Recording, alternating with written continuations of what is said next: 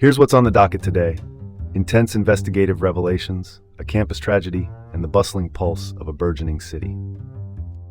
Dean Bark here. Welcome to the City Report with Dean Bark from Austin. Okay, first up, the twists of fate on North Austin's I-35 freeways. Solomon Weldakil Araya, a truck driver who faced the brunt of law enforcement's swift conclusions after a deadly crash on March 13th, is now seeing a twist in his tale. Charged initially with intoxication manslaughter following a fatal multi-vehicle accident, toxicology reports have now cleared his system of drugs and alcohol. Looks like someone forgot the memo on checking lab results first. So, what happened?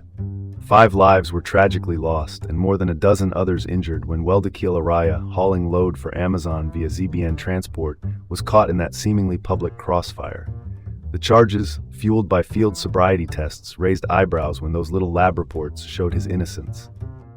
His defense team is sort of calling for his release while pointing out investigative flaws.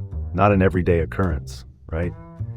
The incident stirred public fury earlier, especially as he was saddled with a $1.2 million bond. Now that's an expensive assumption based on shaky ground. Opinion: perhaps it's time for the system to slow the rush to judgment, prioritize measured investigations, and safeguard individuals from the gaze of premature accusations. Let's pivot to the next story. Today we traipse over to the University of Texas at Austin, where tragedy struck an unaffiliated individual at the Perry Castaneda Library.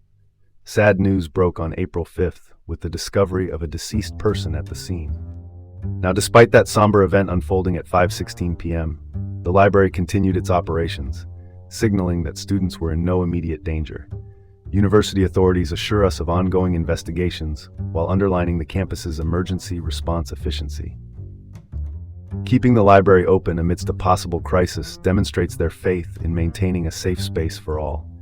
In truth, that's one way to build public trust, don't you think? Up next, Leander sets the stage for urban transformation.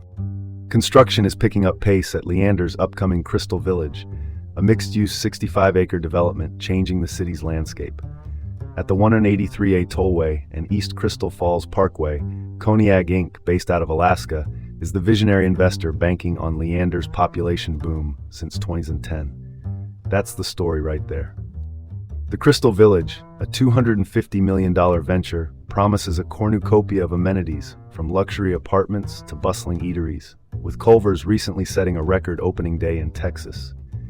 This project is more than just another real estate venture. It's the reflection of modern urban development aiming for sustained community vibrancy. Plus, here's a nugget.